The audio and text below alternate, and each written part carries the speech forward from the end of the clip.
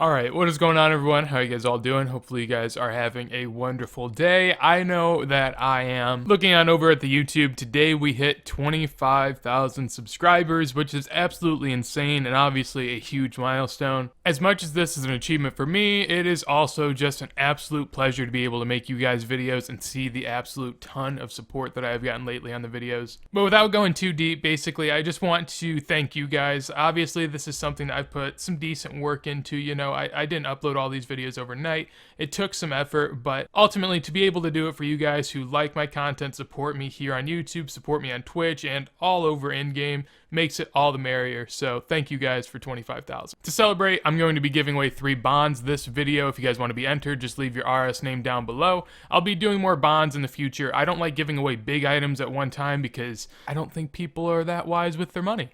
So instead, we'll just do a lot of bonds. But with that said, let's go ahead and jump right on into it. Today we're going to be talking about the best AFK moneymakers in old school RuneScape. Now you can see this as an alt account build video, like different alt accounts that you could make, but some of these are going to have higher requirements, so, you know, I don't build alts, I don't enjoy alts too much. If you want to make it into an alt, that's your thing. If not, just do it on your main account is a little way to AFK. So, the first AFK moneymaker we will be going over will be Gargoyles. Now, there are other alternatives for combat. I don't want to make this a purely combat video, so I'll just talk about them real quick. You can also do Brutal Black Dragons, which are unlocked at 77 Slayer, or Necreals or Wyverns. Really anything in the 70 to 80 range is pretty good for GP, so whichever one you find most enjoyable is one that you should probably go with. Brutal Black Dragons being more for people that do range, while Gargoyles are more of the AFK melee meta as far as I can tell. So, for the gear setup, you're just going to want something that provides decent defense. You can exchange this out for bandos if you have enough money, and then either a whip or an item that actually has good crush. Here I'll be using the bludgeon, which is 29 mil, but use whatever melee weapon you can get. The inventory setup is pretty simple: a rock hammer, a teleport to the Slayer Tower, some house tabs for just convenience, and then a rune pouch that I have alks in. So, you're also going to want to be on the normal spellbook and have some potions along with a nose peg or a form of it. At that point, it's pretty simple. Just make your way on over to Gargoyles. If you have enough Slayer to be able to kill them, I'd assume you know how to do that. And then making our way up here, it's pretty much as simple as AFKing. One thing I would recommend is having the Slayer unlocked to automatically kill Gargoyles with your Rock Hammer as soon as they are low enough HP. This makes it extremely more AFK. I mean, without that, you're having to actually pay attention every kill you do, and that's not really the goal of it. The Gargoyles drop a lot of things that are going to be alchable, or they will stack, so you shouldn't have to bank too often. The only reason you'll be banking is due to a necessity of food. You can bring Guthans, as this guy has right here, to be able to boost that a little bit or stay here longer if you want.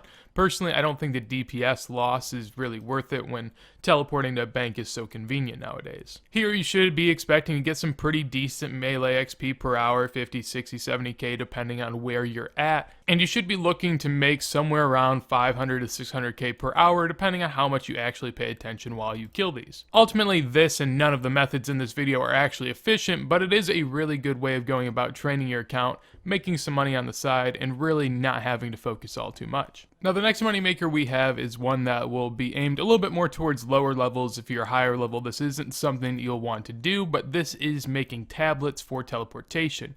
Now, if you've never done this, basically the items you'll need will be coins to pay for miscellaneous charges. You'll also need soft clay, 1 per teleport tab that you're making, and then the appropriate runes for whatever teleport tab you're also making. So, you can use staffs to be able to save runes. Here I'll be using a dust battle staff for airs and earths, and that will allow me to make house teleports with only needing 1 law rune per tablet. Now you're going to want to go to your house. Now, since tablets are really only viable for low levels, I don't even really think I'd recommend getting up your construction for this. You can get your construction up to 40 or 50 depending on the teleport tabs you need to make, but I think the easiest way of going about this is actually just going to World 330 and using someone else's house. Here you'll see that there's obviously a lot of people, and there will be people advertising as well for houses to join. Make sure to unnote your clay over here at Vials, and yeah, just join a house. Once you're in a friend's house, go ahead and locate the lectern. Luckily enough, it is right here for us. So as you can see, it's a nice, easy run, and it's as easy as just sitting here and making all of the teleports. Press make all, and then go AFK. You'll be gaining magic XP along with getting profit with every teleport tab that you create. And if you have GE Tracker, which you can feel free to check out in the links below, they have a specific tab under the money making section for magic tablets where you can sort by approximate profit. Now you're also going to want to make sure that these teleport tabs actually are able to sell. So for this emerald, it really doesn't. This enchant onyx requires like level 90 magic, so I'm assuming most of you can't do that. And then from there, we work our way down to find that Varrock teleports and teleport to houses are pretty much the same. And if one has the same, and if they have like the same margin, I'm going to go with the one that trades more because it's easier to sell. But yeah, every inventory allows for you to AFK for about a minute, and then you run on and get started with another. This can net you close to 200, maybe 250k per hour, depending on the times that you're doing it. And really, it's a nice chill way to go about making money if you're a lower level looking for some profit. Next up, we'll be talking about two skills that naturally are just profitable in AFK. Those skills are fletching and cooking, and we'll start with cooking. So right now, raw bonbons are about 560 GP, and I can sell them cooked for 650. So that's a 90 GP profit per one I cook.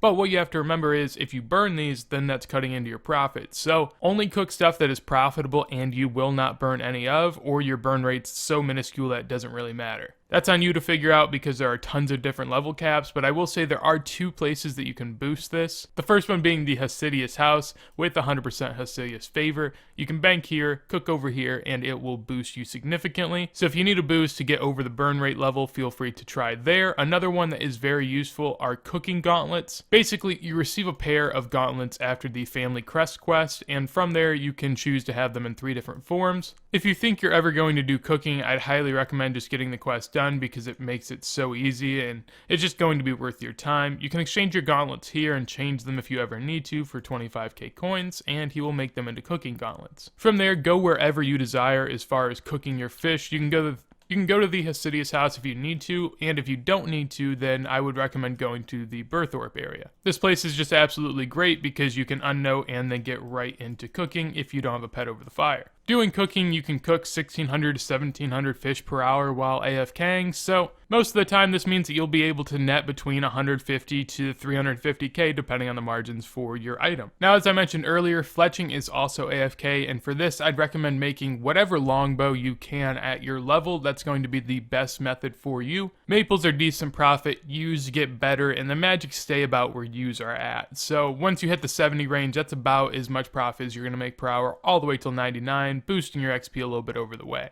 Fletching a longbow here, as we can see, checking out the profit, we see that this is 345 GP for a cut one, and if it's uncut, that's 250. Here we should be averaging 150 to 160k GP per hour if I'm just cutting the bows themselves and making them unstrung. Now at this point, it's really a question as to whether or not you want more money or you'd rather want to AFK a little more. If we check here, the unstrung bow plus the bowstring comes out to 480 GP, and if I connect them, I will be getting the same amount of XP as if I was regularly doing it. However, here I'll be making 110 GP rather than 95. Not that big of an upgrade, and you do have to take into account that since you need 2 items of each one, that means that you can only craft 14 per inventory, cutting back your AFK time, but netting you another 30k per hour, so really just up to you. Now we'll be taking a look at one of the most AFK methods of going about making money in old school RuneScape, and that is making cannonballs. So for this, you're going to need the dwarf cannon quest to be completed along with 35 smithing. So not that hard of a requirement, and many low level players can get there. Now for each run, you'll be filling up your inventory with steel bars and collecting cannonballs. Each steel bar will net you 4 cannonballs, and the profit per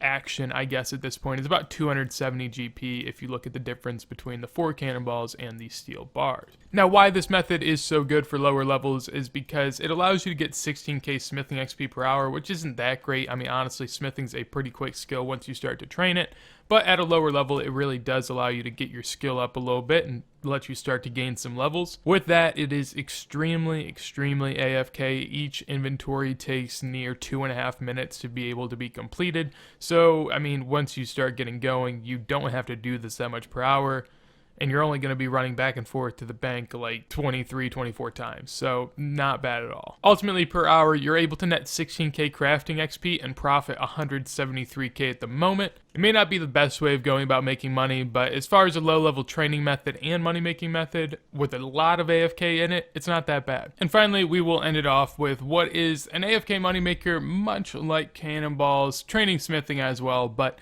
definitely makes a little bit more money and also gets you more XP. So if you're not about the 2.5 minutes of AFK, maybe you can focus a little more. This is going to be for you. So as far as the requirements, you're going to need the necessary level to be able to craft whatever dart you're making. You can make these as early as level 4 smithing with bronze darts. However, you do need Taurus Trap done to be able to create darts, so keep that in mind. As far as the profit per bar, looking around, I was able to find that with bronze darts, you're actually able to make close to 200 GP per bar, which is nice for low levels. That's really, really good. You won't be getting a ton of XP with the lower level ones, but you may be getting more profit. Iron dart tips about 150 GP profit per bar. Steel, I'd say, really aren't worth doing. In this case, it's only 80 GP profit per bar. I'd say steel dart tips really aren't in all that much demand, so maybe stay away from those. And really focus either low-end darts or high-end darts. The mediums, like steel, mithril, and adamant, won't get you that much. As you can see here with adamant as well, barely even profits. And then looking at rune, this is where you get some real big profits. So that's 270 GP, but if you actually like kind of merch and buy the flips, like I bought these for way more, it was closer to 400 GP, so it just depends on how you go about buying and selling them as well. The method's quite simple. All you're going to need in your inventory is whatever type of bar, and I would say keep them noted along with a hammer. Use the note on this bank booth and then take all out.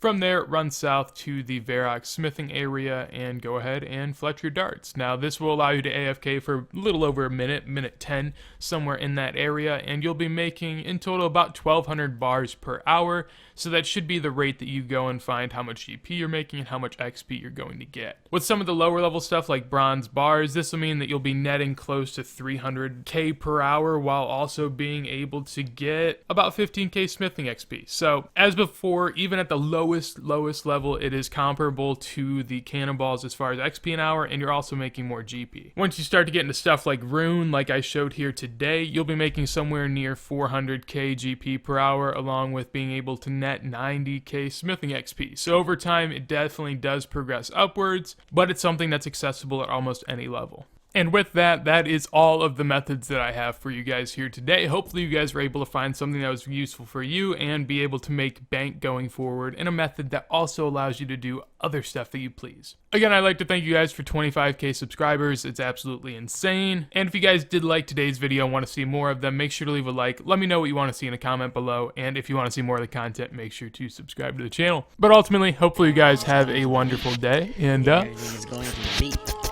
peace.